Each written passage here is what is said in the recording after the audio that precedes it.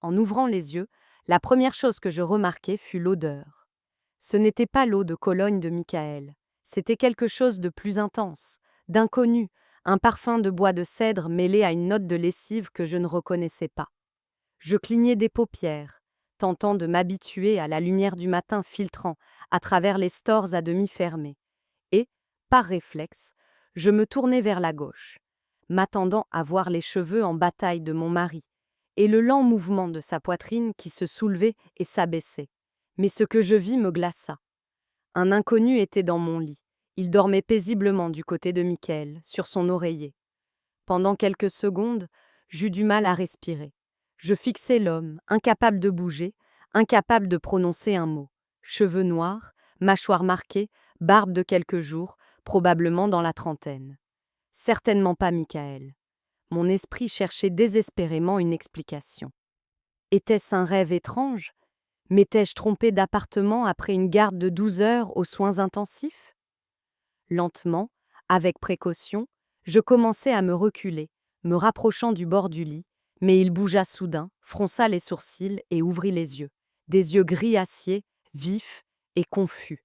Nos regards se croisèrent pendant une longue seconde oppressante. « Qui êtes-vous » demanda-t-il d'une voix rauque encore chargée de sommeil, mais sans agressivité. « C'est moi qui devrais vous poser la question, murmurai-je en serrant la couverture contre ma poitrine. Pourquoi êtes-vous dans mon lit, dans mon appartement? Il se redressa brusquement, surpris, observant la pièce autour de lui. Votre appartement? Mais j'habite ici, répondit-il en fronçant les sourcils. Je suis rentré d'un voyage d'affaires tard hier soir. C'est chez moi. Je secouai violemment la tête. Non, mon mari et moi vivions ici depuis 6 mois. Nous avions un bail, c'était notre maison. Tenant toujours le drap autour de moi, je sortis du lit, les jambes à peine solides. L'homme, qui se présenta rapidement comme Andrew Foster, me suivit dans le couloir et me montra le salon. « Écoutez, je n'essaie pas de vous effrayer, dit-il calmement, mais j'ai les titres de propriété. J'ai acheté cet appartement il y a 3 ans. » Il fouilla dans un tiroir et en sortit un dossier. À l'intérieur se trouvaient des papiers officiels avec sceau, signature et date. Son nom, l'adresse, tout correspondait. « Non, ce n'est pas possible, murmurai-je en feuilletant les pages d'une main tremblante. Nous avions loué cet appartement par l'intermédiaire d'une agence immobilière. Nous avions versé un acompte et payé le 1er mois de loyer. C'est mon mari qui avait tout signé. Puis-je voir ce bail? Demanda-t-il. La nausée au ventre, j'acquiesçai et récupérai le dossier jaune que nous gardions dans le tiroir du haut de la commode. Je le lui tendis et l'observai parcourir les pages du regard. Son expression changea. La confusion fit place à l'inquiétude. « C'est un faux, dit-il lentement. Et même pas un bon. Je n'ai jamais autorisé qui que ce soit à louer cet appartement. Je suis parti travailler à Dallas pendant 6 mois. Je ne suis rentré qu'hier soir. » Je m'assis au bord du canapé, l'esprit en tumulte. Rien n'avait de sens. Où était Michael? Pourquoi ne m'avait-il rien dit? Je pris mon téléphone et l'appelai. Pas de réponse. Je recommençai. Messagerie. Michael décrochait toujours. Même en réunion, il envoyait au moins un message. Mon cœur s'emballa. Quelque chose n'allait pas. « Il faut que je le rappelle, murmurai-je en composant le numéro avec des doigts tremblants. Andrew se détourna vers la fenêtre pour me laisser un peu d'intimité, mais c'était encore la messagerie. « Il ne répond pas, dis-je d'une voix brisée. Il répond toujours, toujours. » Je me levai et me dirigeai vers le placard de la chambre. Je l'ouvris brusquement et restai figé. Les costumes de Michael, ses cravates, ses chemises de soigneusement repassées, tout était encore là. Mais Andrew se plaça à mes côtés et ouvrit l'autre moitié du placard. « Ça, dit-il lentement en désignant du doigt, ça ne m'appartient pas. Et mes affaires, elles, ont toutes disparu. » Je fixai le blazer bleu marine familier que Michael portait pour ses réunions importantes. La cravate rayée que je lui avais offerte pour notre anniversaire. Comment cela était-il possible? Mon mari, en qui j'avais confiance, vivait dans un appartement volé. Andrew sortit son téléphone et passa un appel. « Roman, c'est Andrew. Sais-tu si quelqu'un a utilisé mon appartement durant mon absence ?» Il marqua une pause, écoutant. « Il y a 3 mois, Un homme a emménagé et m'a dit qu'il avait acheté l'appartement. Il me regarda. A-t-il donné son nom? Un silence, puis Michael Rousseau. Merci. Je me laissai tomber au sol, le dos contre le mur froid. Ce nom me frappa comme une pierre. C'était mon mari, Michael. Et pour la première fois, je sentis tout le poids de ce qui se révélait. Ce n'était pas une erreur. C'était une trahison. Je restai immobile une dizaine de minutes, fixant le mur, le corps engourdi. Tout semblait irréel. La chaleur de la veille, la familiarité de notre maison, tout n'était qu'un mensonge. L'estomac noué, je me forçai à me lever et à retourner dans la chambre. J'ouvris chaque tiroir, chaque armoire. Les affaires de Michael étaient loutées là, mais seulement les moins importantes. Quelques chemises, des chaussettes, un flacon d'eau de Cologne à moitié vide. Son ordinateur portable avait disparu. Son passeport aussi. Les cartes de crédit, les relevés bancaires, les dossiers, tout avait disparu. L'essentiel n'était plus là.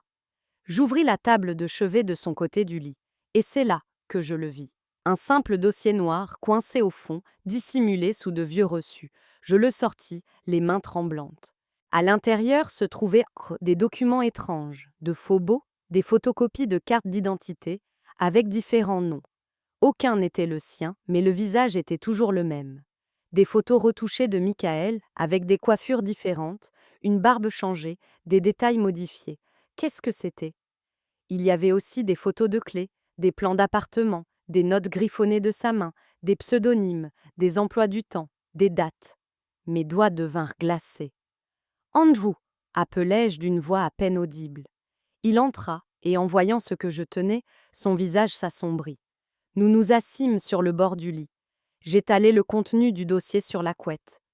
Ce n'est pas possible, je ne comprends pas. Andrew prit un document, le lut en silence, puis leva les yeux vers moi. Il ne se contente pas de squatter. Il fait ça depuis longtemps. C'est un système.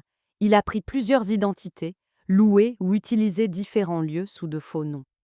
Et, à en juger par ce que je vois, il est habile.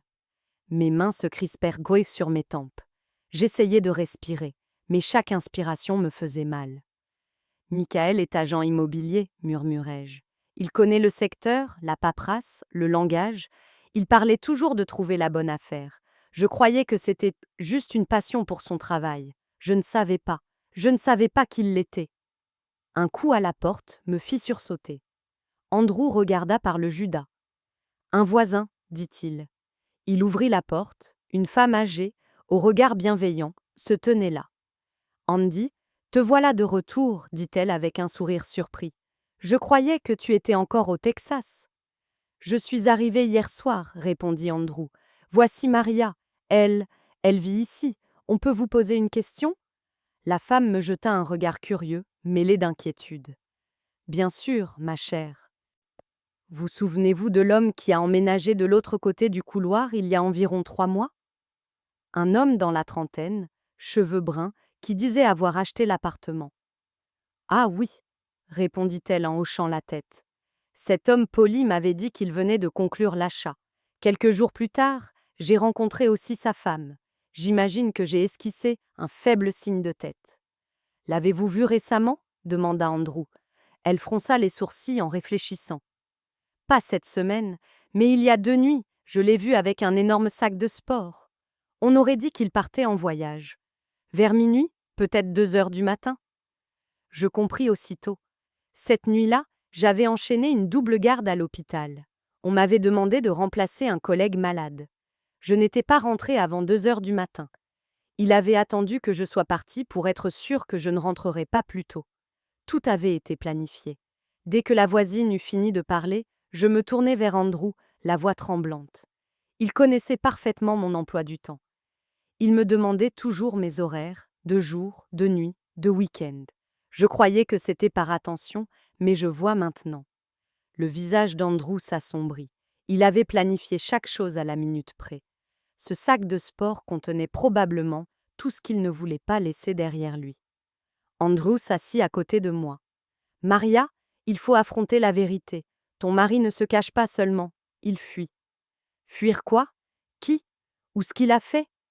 Je hochai lentement la tête, l'engourdissement laissant place à une peur profonde et brûlante. L'homme que j'avais épousé, la vie que nous avions construite, n'avait peut-être jamais existé. Et si c'était vrai, sur quoi d'autre avait-il menti? Je ne me souviens pas d'être allée à la cuisine. Mon corps bougeait seul, mon esprit oscillant entre choc et incrédulité. Je m'agrippais au plan de travail juste pour rester debout. Le monde entier semblait flou. L'appartement, celui que j'avais appelé notre foyer pendant 6 mois, paraissait soudain étranger, comme un décor de cinéma abandonné après le tournage.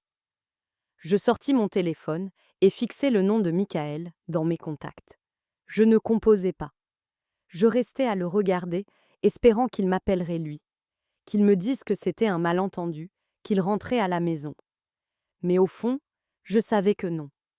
Une pensée surgit, brutale et terrifiante. Nos économies.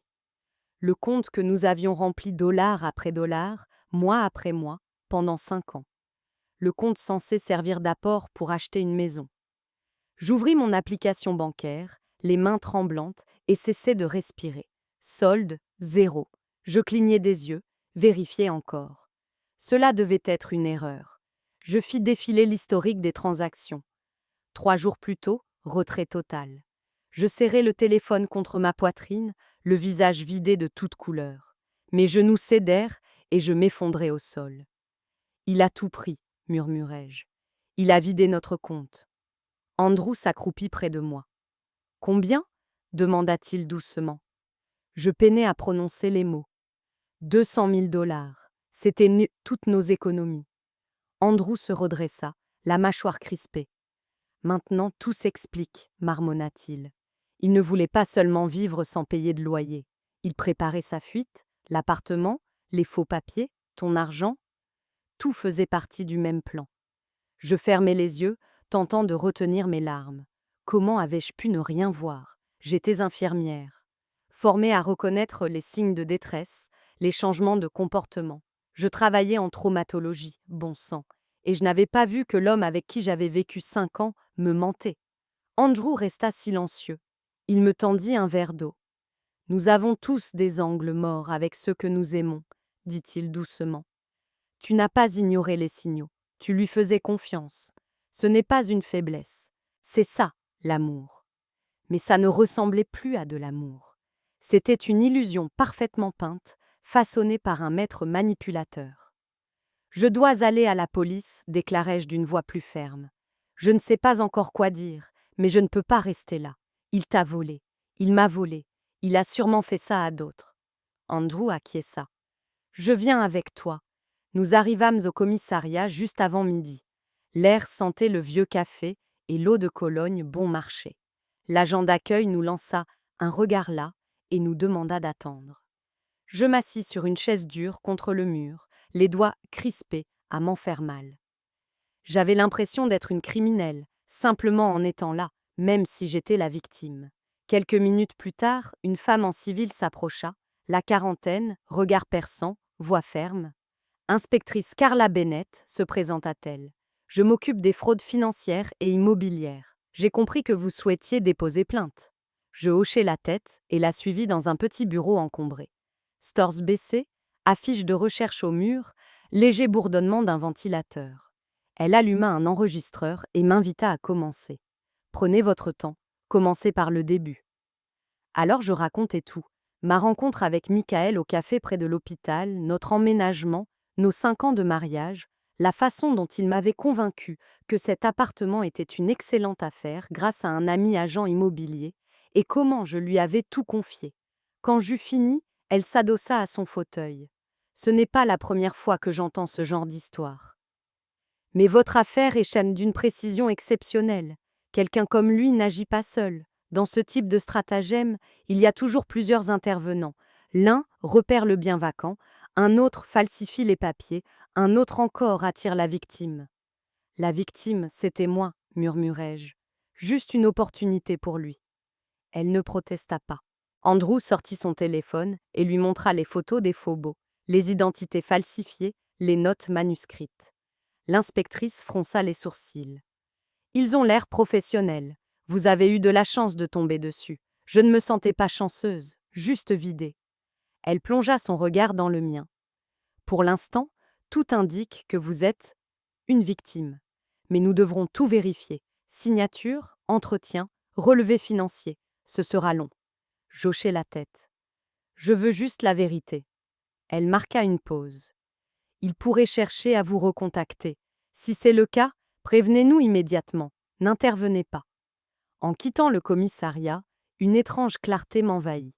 Pas la paix, mais cette lucidité qui survient après la tempête, quand tout est détruit et qu'il ne reste plus qu'à regarder les ruines. Et dans ces ruines, il ne restait que moi. J'étais encore en train de digérer mes paroles au détective quand mon téléphone vibra. Numéro inconnu, indicatif de Chicago. Je me figeai une seconde, puis je décrochai. Maria, dit une voix calme, trop calme. C'est moi, Michael. Un frisson me parcourut. Pas parce que c'était étrange, mais parce que ça sonnait normal, comme si rien ne s'était passé. Comme s'il n'avait pas disparu, volé toutes nos économies et laissé ma vie s'écrouler. Où es-tu ? Lançai-je en arpentant le trottoir devant la gare. Qu'est-ce qui se passe, Michael ? Pourquoi tu n'es pas là ? Pourquoi tu n'as pas répondu au téléphone ? J'ai dû partir, il y a eu un problème professionnel, je ne voulais pas t'inquiéter. Arrête de me mentir, sifflai-je. Le vrai propriétaire est revenu. On a tout découvert. Le faux bail, l'argent disparu. Ton travail ? Tu as démissionné il y a un mois. Ne m'insulte pas en faisant semblant. Un long silence s'installa. Enfin, je peux t'expliquer, Maria, mais pas au téléphone. Ne fais rien de stupide, d'accord ? Ne parle à personne. N'appelle pas la police. Je vais arranger ça. Je rentre bientôt. Il le dit comme une promesse, comme s'il avait encore le droit de promettre. Ne pas appeler la police, répétai-je, incrédule. Tu es sérieux ? C'est la première chose que j'ai faite. Sa voix changea. La chaleur disparut. Maria, dit-il d'une voix plus basse, plus dure, je suis sérieux. Tu ne sais pas ce que tu fais. Tu ne sais pas à qui tu as affaire. Alors dis-moi, lançai-je, défiant, dis-moi qui tu es. Parce qu'évidemment, depuis 5 ans, je dors à côté d'un inconnu. Le lion était mort. Je restais figé, les yeux rivés à l'écran, le cœur battant à tout rompre. Il sait, murmurai-je quand Andrew me rejoignit. Il sait que tu es revenu. Il sait qu'on est allé à la police. Il m'a dit de ne parler à personne, de ne rien faire de stupide. Le visage d'Andrew se durcit. Alors, il faut agir vite. Cette nuit-là, nous avons vérifié tous les documents, fait des copies de tout ce que nous avions trouvé et sauvegardé l'ensemble dans le cloud. Chaque détail, chaque nom, chaque adresse. C'était comme monter un dossier contre un fantôme. Je commençais à peine à m'assoupir sur le canapé d'Andrew, emmitouflé dans une couverture, quand la sonnette retentit. Mon cœur bondit. Andrew se figea, éteignit la musique et se dirigea prudemment vers le Judas. Puis il recula. « C'est lui, dit-il. » Mon sang se glaça. « Michael ?» Il hocha la tête. Il tenait un bouquet de fleurs. Bien sûr, toujours la mise en scène. « Qu'est-ce qu'on fait ?» murmurai-je. « On n'ouvre pas cette porte, répondit Andrew d'une voix ferme, quoi qu'il arrive. » La sonnette retentit de nouveau, puis une seconde fois, plus longuement, plus impatiemment. Puis des coups frappés, et sa voix. « Maria, je sais que tu es là. Ouvre la porte, j'ai besoin de te parler. » Je m'avançai vers la porte, les jambes tremblantes, sans répondre.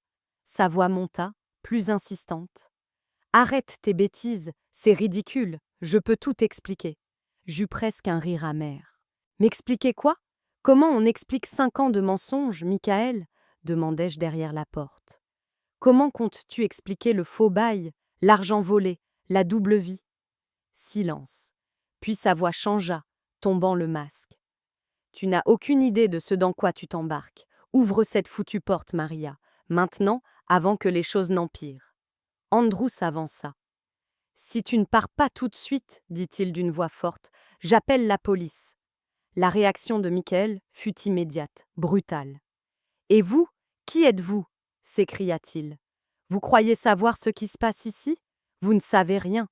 Vous vous mêlez de ce qui ne vous regarde pas. »« C'est ma propriété, répliqua Andrew froidement, et Maria ne te regarde plus. »« Vous allez le regretter, grogna Michael, tous les deux. Puis, des pas lourds et rapides. La porte de l'immeuble claqua. Je m'effondrai contre le mur, le souffle court. Il m'a menacée, murmurai-je. Mon mari m'a vraiment menacée. Andrew resta silencieux un instant, puis posa une main sur mon épaule. Non, il menaçait une femme qu'il ne contrôle plus. C'est différent. Et, d'une certaine manière, cela changeait tout. Je ne dormis pas de la nuit. Pas vraiment. J'étais allongée sur le canapé du salon d'Andrew, emmitouflée dans une couverture moelleuse, à écouter le bourdonnement lointain de la ville et le sifflement occasionnel des pneus sur la chaussée mouillée. Chaque bruit me faisait sursauter. Chaque passage de phare me serrait l'estomac. Ce n'était pas la peur de la violence. C'était la peur d'affronter la vérité. J'avais perdu 5 ans de ma vie avec un homme qui n'avait jamais existé. Le lendemain matin, Andrew m'apporta du café, comme la veille. Il ne me demanda pas comment j'avais dormi. Il n'essaya pas de meubler. Il s'assit simplement à côté de moi, à la table de la cuisine, et se servit une deuxième tasse. Cette gentillesse discrète, constante, valait plus que n'importe quel mot de réconfort. Au bout de quelques minutes, il leva les yeux et demanda doucement : « Comment était Michael au début ? » Je ne sus que répondre. Un instant, je craignis que le simple fait de me souvenir de lui ne lui rende du pouvoir. Puis, je me forçai. « Il était charmant, dis-je lentement. Pas tape à l'œil, juste chaleureux, attentionné. Il se souvenait de chaque détail, ma musique préférée, mes horaires, la façon dont je prenais mon café. Il disait être impressionné par mon travail, par la manière dont je prenais soin des patients, par mon calme aux urgences. Je pensais que c'était de l'amour. Je croyais avoir enfin trouvé quelqu'un qui me comprenait. Andrew hocha pensivement la tête. Peut-être, ou peut-être avait-il surtout vu en toi quelque chose qui pouvait lui être utile. Cela me blessa plus que prévu. Je me sens tellement stupide, murmurai-je. Comment n'ai-je pas vu ce qu'il faisait ? Comment ai-je pu être aussi aveugle ? Tu n'étais pas aveugle, répondit Andrew. Tu étais engagé. Ça n'a rien à voir. Il a joué un rôle, Maria. Il t'a étudié, tes habitudes, tes vulnérabilités. Ce n'est pas de l'amour, c'est de la manipulation. Je détournai le regard, clignant des yeux pour repousser la douleur. Nous avions un compte d'épargne commun, repris-je après une pause. Du moins, c'est ce que je croyais. En réalité, je ne faisais que verser de l'argent sur un compte qu'il contrôlait entièrement. Il m'avait dit que ce serait plus simple, plus efficace pour planifier à long terme. Je n'ai même pas remis ça en question. Il m'a fait croire que je n'en avais pas besoin. Andrew ne me lança pas de « je te l'avais bien dit ». Il n'en avait pas besoin. La honte m'écrasait déjà. Mais il ajouta doucement : « Tu as fait confiance à quelqu'un que tu aimais. Il n'y a pas de honte à avoir. Il faut faire son deuil. » Cette expression me toucha profondément, car c'était bien un deuil. Pas seulement pour l'argent, l'appartement ou même la trahison. Je faisais le deuil de la vie que je croyais avoir, de l'homme que je croyais connaître. Plus tard, dans l'après-midi, nous fîmes le tour du pâté de maison, juste pour prendre l'air. Le ciel avait la couleur de la cendre, et le vent portait une odeur de pluie et de fumée lointaine. Tout semblait gris, terne comme mes pensées, mais marcher aidait. Parler aussi. Nous nous arrêtâmes à la boulangerie du coin. Andrew nous acheta 2 croissants encore chauds et insista pour que j'en mange au moins la moitié. Je n'avais pas beaucoup d'appétit, mais je me forçai. La croûte feuilletée, la texture beurrée me rappelèrent les dimanches matins d'avant l'effondrement. « Tu en as parlé à quelqu'un d'autre » demanda-t-il alors que nous étions assis sur un banc à côté. « Des amis ? De la famille ?» Je secouai la tête. Je ne sais même pas quoi dire. Salut, il s'avère que mon mari est un arnaqueur et que je vis chez un inconnu depuis 6 mois. Il me prendrait pour folle. Peut-être, dit-il avec un léger sourire. Ou peut-être te verrait-il comme une survivante. Ce mot s'installa dans ma poitrine comme une braise. Survivante, pas victime, pas idiote, pas épouse d'un imposteur. Survivante. Le soir, alors que j'aidais Andrew à préparer le dîner, de simples pâtes à la sauce marinara et des épinards hachés, je pris conscience d'une chose étrange. Malgré tout, je ne me sentais pas intrusive, pas une invitée. Sa maison ne ressemblait pas à un endroit où je me posais par défaut. Elle me semblait sûre. Après le dîner, nous nous assîmes au salon pour du thé. Un jazz doux flottait en arrière-plan. Pour la première fois depuis des jours, Mon corps se détendit. Andrew, dis-je en me tournant vers lui, merci pour tout. Tu n'étais pas obligé de m'aider. Tu aurais pu me mettre dehors et me laisser gérer ça seul. Je ne suis pas ce genre de personne, répondit-il simplement, et je ne pense pas que tu doives être seul en ce moment. Dans sa voix, aucune arrière-pensée, aucune attente, juste une compréhension silencieuse et peut-être quelque chose de plus profond, en suspens. Mais aucun de nous ne se précipita. Pas ce soir. Pour la première fois depuis le début de ce cauchemar, je m'autorisais à espérer. L'inspectrice Bennett m'avait dit 2 jours plus tôt que le filet se resserrait. Les pseudonymes de Michael correspondaient à plusieurs affaires ouvertes dans plusieurs États. L'un de ses contacts au FBI avait même mentionné des images de surveillance le montrant dans une autre propriété, à Denver. Cette nuit-là, je restais éveillée à me demander s'il disparaîtrait complètement ou s'il reviendrait en rampant, tel un homme sans abri. Je le revis 3 jours plus tard. Je revenais tout juste de l'hôpital, après avoir rencontré les ressources humaines pour déposer une demande de congé prolongé. L'air extérieur, froid et âcre, traversait mon manteau. Je ne pensais qu'à monter et à me glisser au chaud dans l'appartement d'Andrew. Mais en arrivant sur le perron de l'immeuble, je le vis, Michael. Il était assis sur les marches en béton, comme un homme sans espoir. Ses vêtements étaient froissés, son visage mal rasé, ses yeux injectés de sang. Le sourire confiant qu'il portait autrefois comme une armure avait disparu. À sa place, une expression brute, presque pitoyable. « Maria, dit-il en se levant dès qu'il me vit, Dieu merci, je ne dis pas un mot, je n'avais pas la force de crier, je le fixais simplement. J'attends ici depuis des heures, dit-il d'une voix brisée. S'il te plaît, il faut qu'on parle. Je n'ai rien à te dire. Juste 5 minutes, s'il te plaît. Il regarda nerveusement autour de lui, comme s'il attendait quelqu'un d'autre. J'ai fait une erreur. D'accord, j'ai pris de mauvaises décisions, mais ce n'était pas à cause de toi. Je n'ai pas fait ça pour te blesser. Tu nous as volé notre argent, dis-je d'une voix neutre. Tu as falsifié un bail, prétendu être propriétaire de l'appartement, disparu pendant des jours et menacé quand je n'ai pas ouvert la porte. Alors ne me dis pas que ce n'était pas à cause de moi. Il se passa la main dans les cheveux. Je ne savais pas comment arranger ça. Je dois de l'argent, beaucoup d'argent. Il y a des gens... Ils sont dangereux. Je pensais pouvoir prendre les devants avant que la situation n'empire. Combien ? Il hésita. 1,5 million. Je clignai des yeux. Le chiffre me semblait irréel. J'eus un petit rire amer. Donc tu as monté toute une arnaque immobilière pour rembourser des dettes de jeu. Je ne voulais pas que ça aille aussi loin, dit-il vite. Ça a commencé petit, quelques paris, de petits prêts, et puis je n'ai plus su m'arrêter. Quand j'ai vu l'opportunité, l'appartement, l'accès, je me suis dit que si je réussissais un gros coup, je pourrais les rembourser et revenir, comme si de rien n'était. Je reculai en secouant la tête. Tu m'as utilisé. Tu as utilisé notre mariage, mon travail, mes revenus. Tu m'as fait croire que nous construisions une vie ensemble. Et pendant tout ce temps, tu jouais une comédie en montant une opération criminelle dans mon dos. Je ne voulais pas te mêler à ça, dit-il, la voix exaspérée. C'est pour ça que j'ai essayé de gérer ça seul. Tu as vidé le compte épargne, dis-je, celui qu'on avait ouvert ensemble. Ce n'était pas gérer la situation, c'était de la trahison. Il avait l'air désespéré maintenant. Ses yeux scrutaient là que les miens, cherchant quelque chose. Peut-être de la sympathie, peut-être une permission. J'ai besoin d'aide, murmura-t-il. Si je ne les rembourse pas, ils s'en prendront à moi. À toi ? Et voilà, la menace déguisée en inquiétude. Laisse-moi deviner, dis-je les bras croisés. Tu veux que je contracte un prêt ? Utiliser mon salaire d'infirmière pour te sortir de ce que tu as choisi de faire.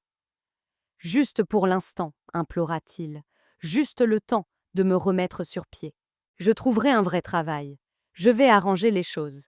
S'il te plaît, Maria, on était bien ensemble, non ? Je le fixai longuement, lourd de sens. Tu n'es plus l'homme que j'ai épousé, dis-je enfin. Tu ne l'as peut-être jamais été. Je me tournai vers la porte, il me saisit le bras. S'il te plaît, ne fais pas ça. Ce contact me glaça. Je retirai mon bras. Tu l'as déjà fait, dis-je froidement, je choisis seulement d'empêcher que ça continue. Andrew ouvrit la porte à ce moment-là, sentant que quelque chose n'allait pas. Il nous regarda, la mâchoire serrée.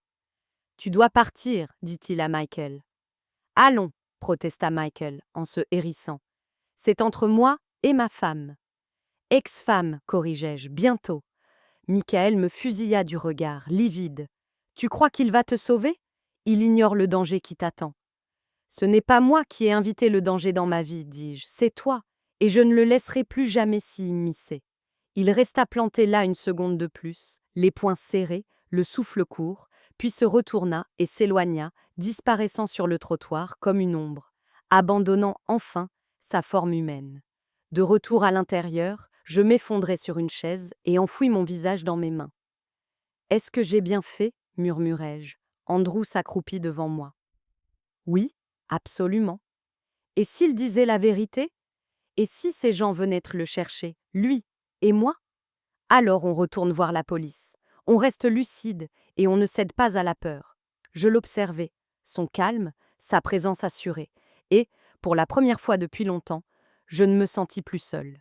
3 semaines plus tard, j'étais assise dans la salle d'audience. Michael ne me regarda pas quand on l'amena. Son costume était froissé, son visage émacié. Je l'observais, les yeux fixés au sol, les mains jointes, crispées. Il avait l'air d'un homme qui s'effondre. Et, en vérité, c'est ce qu'il était. L'enquête avait progressé rapidement une fois que l'inspectrice Bennett eut fait le lien. Il s'avéra que Michael pratiquait des arnaques similaires depuis des années, toujours sous des noms différents, toujours dans des villes différentes. Chicago n'était que la dernière étape. L'appartement, le faux emploi et même notre mariage. Tout cela faisait partie d'une longue escroquerie, mêlant charme, faux documents et usurpation d'identité. Je témoignais, calme et clair. Le juge m'écouta, le procureur aussi. Personne ne m'interrompit. Quand j'eus fini, je descendis, passai devant la table des accusés et ne regardai pas en arrière. Après l'audience, je ne me sentis pas victorieuse. Je me sentais vide, mais plus légère. Le poids se déplaçait. Non pas disparu, mais en train de changer. Ce soir-là, de retour à l'appartement d'Andrew, l'endroit que j'appelais désormais mon chez-moi, je me fis du thé, me blottis sur le canapé et ouvris mon ordinateur portable.